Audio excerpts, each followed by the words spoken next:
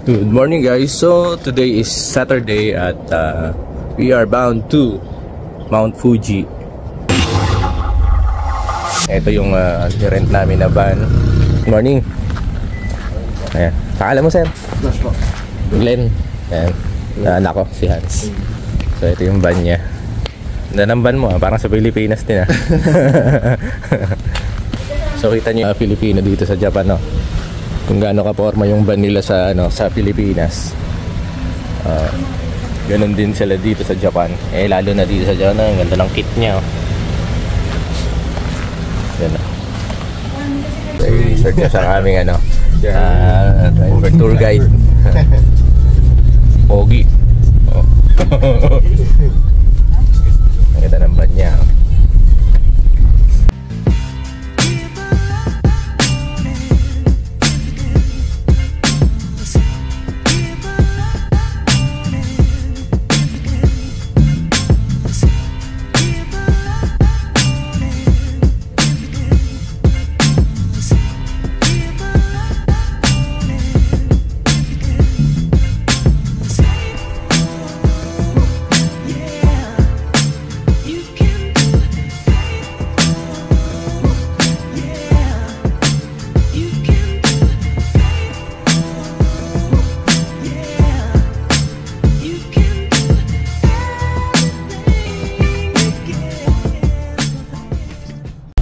So ayan guys, nag-stop over kami dito sa isang place dito kasi medyo mahaba pala yung biyahe going to Mount Fuji. And napansin ko pala dito sa Tokyo madami ding nag-big bike. So along the highway marami kaming nakasabay. Ito ayan, sila sir. Bali ito yung pinaka parang main stop over ng mga travelers dito malamang to mga to going to Mount Fuji din. So ayan, magaganda naman yung mga CR nila dito. Tapos may coffee, may mga vendo machines kung saan kayo makabili. Ito si Sir, kasama namin. Ayan. Ayan, bumili siya ng coffee. Ayan.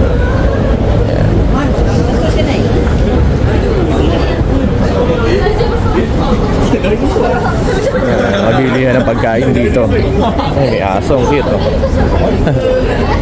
Yung ba isa? May isang aso. Ayan Maganda rin ng mga van dito. Ayan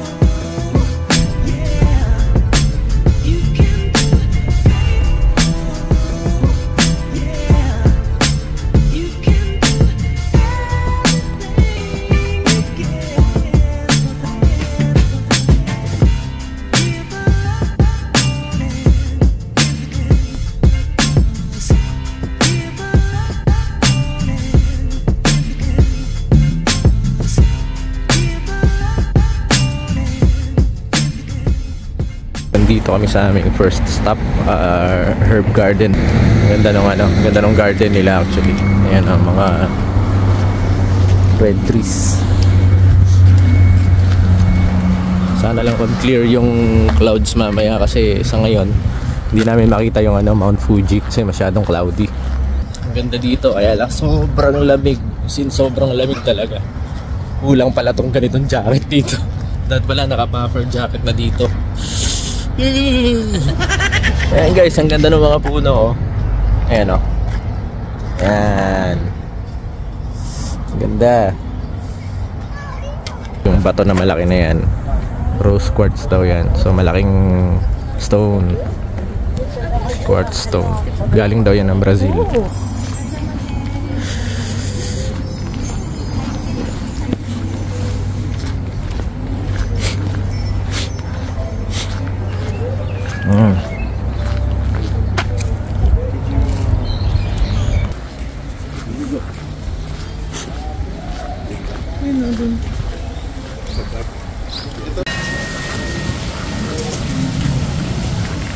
So ito naman yung loob ng herb garden.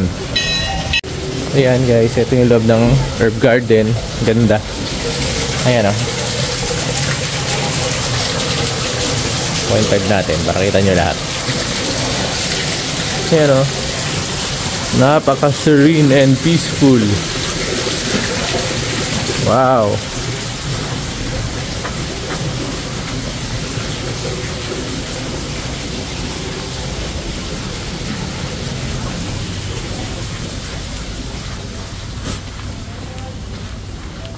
Yan. Yan na, mag-ayos na kayo ng ano nyo, papers nyo para sa susunod pagbalik. Makasama kayo dito, magugustuhan nyo dito sa herb garden. Ang ganda.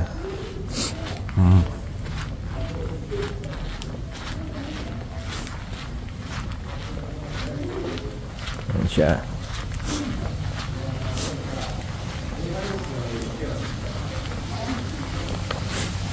Okay, ganda oh. Saka ang bango. Minamoy mo mga bulaklak. Oh.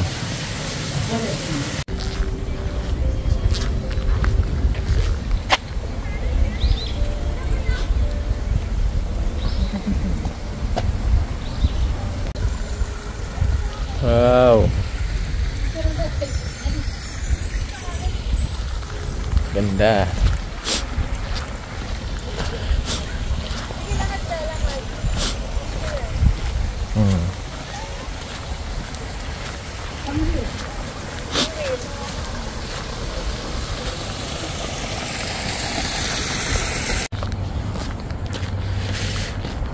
Wow.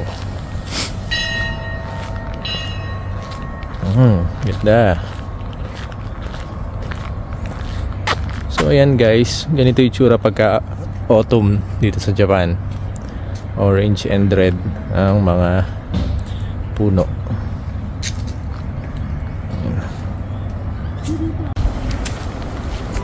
Ito dito naman sa pinakataas ng herb garden, meron silang parang picture area dito. Ayan.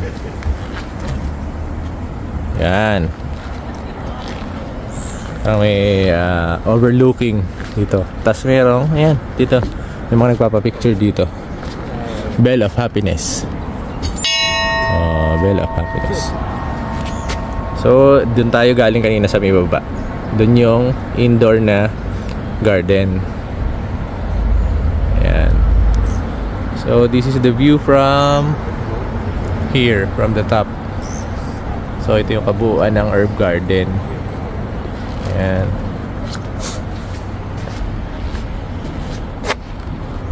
Tapos may mga ano dyan. Ito mga stones na to, hindi to artificial mga totoo siyang mga quartz. Galing daw siya sa iba-ibang bansa.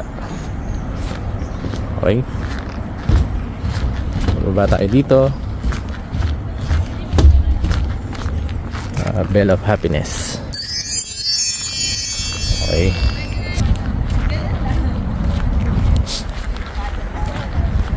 Grabe, no? Ang ganda dito guys, no? Ayan, no? Yung mga kulay ng puno, ang ganda.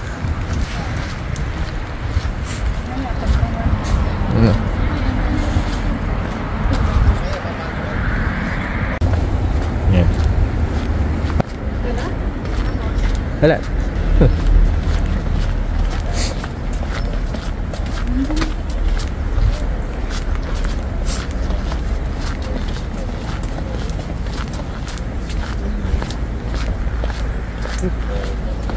Ano ba yan? Ay, ang lalaki ng koi dito. Sa kanilang pond. Yan.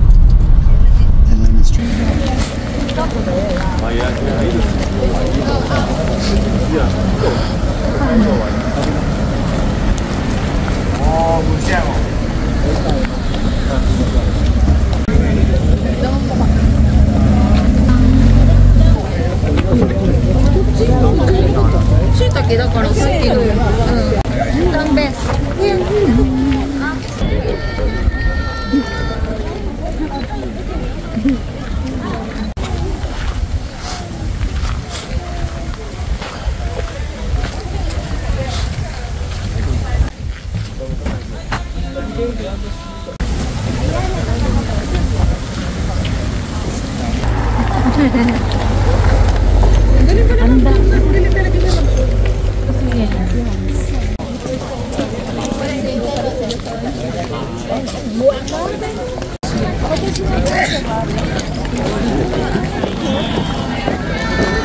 So today daw is autumn festival dito sa Kawaguchi ko, kaya ganyang may mga food stalls, maraming tao, pero hindi pa rin siya ganun kadami ang tao eh.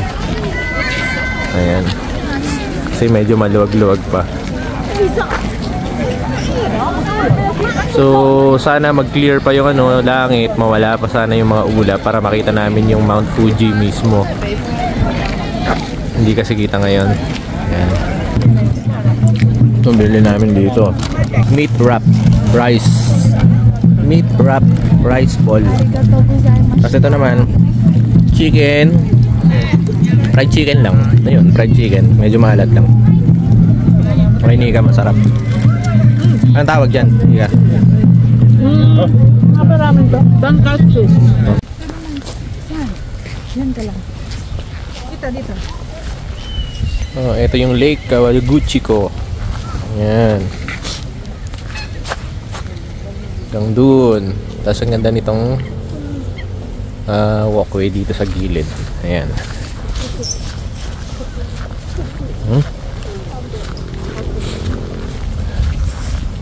So ayun, punta na tayo sa next spot.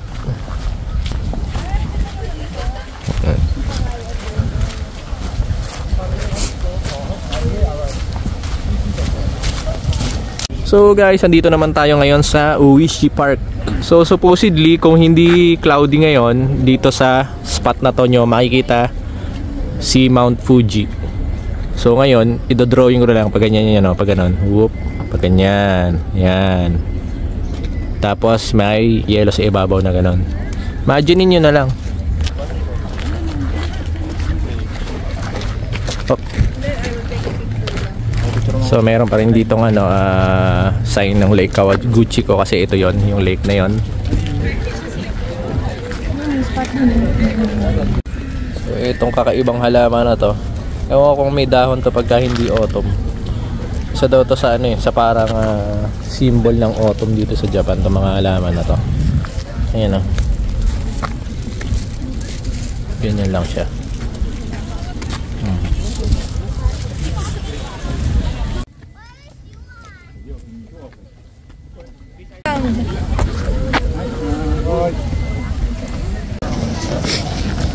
Ayun, tapos dito naman guys yung pinipilahan na soft ice cream dito sa Uishi Park. Ayan kung nakita nyo, pinipilahan yung ice cream dyan. Ayan. Ayan yung mga flavors ng ice cream nila. Ayan. So habang sila'y pumipila sa ice cream, ako naman ay dito mula sa second floor ng building na to, nabilihan ng ice cream. Meron kayang magandang view ng lake.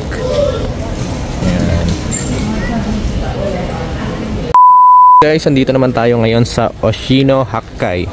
Bale, dito daw makikita yung mga old houses ng Japan. So, dito tayo makikita ng mga traditional na itsura na houses. So, ayan, may lake dito. Tapos ayan, mayroon nga mga traditional houses dito.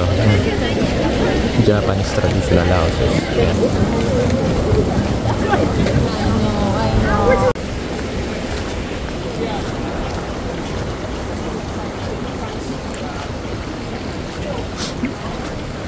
Ayan guys, sobrang linis ng lake nila. Ayan, bababa ako dito para makita nyo. Ayan, sabi guys, linis super linis. Ayan.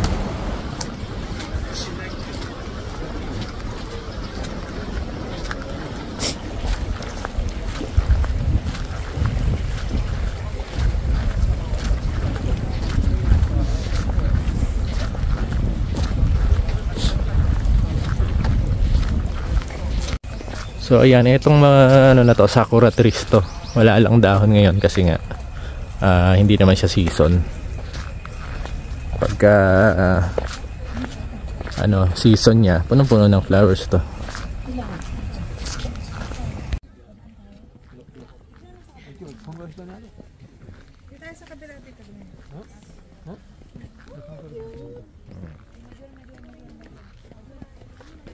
Grabe, ganda dito. Sobrang linis ng ilog. Yan na.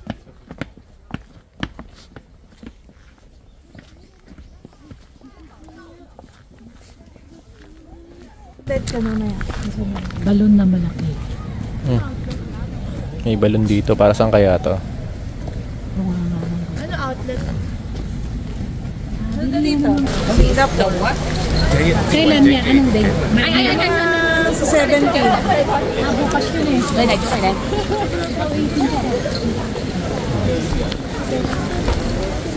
Ito na naman yung lake na sobrang linis, oh. Kita nyo guys, oh. Ayan, oh. Sobrang linis. Mga coins yun. Mga makikintab na yun. Grabe linis, oh.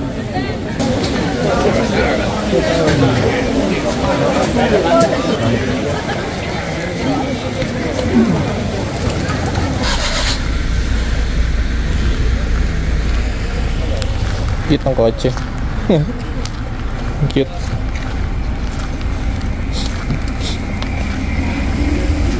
Yan. So ito guys, ito try namin yung isa sa mga to. Siguro yung cheese yung bibili namin. Yan. Ano yan? Dapat yung 290. Ha? So guys, nandito naman tayo ngayon sa isang shopping mall kung saan lahat ng nandito ay puro designer and branded goods, shoes at kung ano-ano pa. Kagaya nitong mga Adidas na shoes na to, ayan o, 45,000 yen. So anong gagawin ko dito? Bakit ako nandito? Hindi ko rin alam kung bakit ako napagawi dito. Simpleng sapatos nila, oh, 13,500 yen. So siguro kaya ako dinala dito para ipamukha sa akin yung mga bagay na hindi ko kayang bilhin.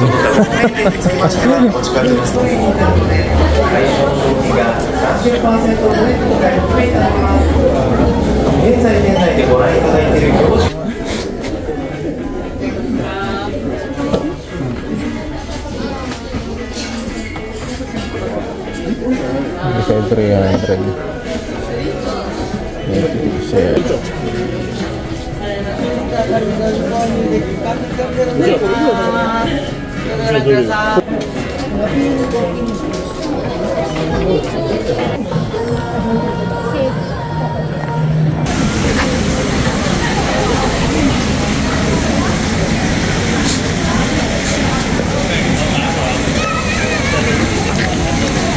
Yun yung mga anak ko naghahanap ng shoes. Kasi sabi namin bumili sila ng tag-iisang shoes. Basta wag sobrang mahal.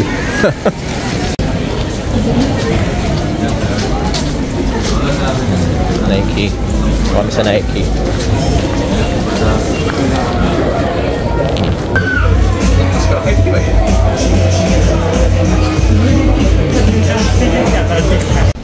So ayun guys, tapos na kaming mag shop ng konti dito sa outlet at kami ay pauwi na.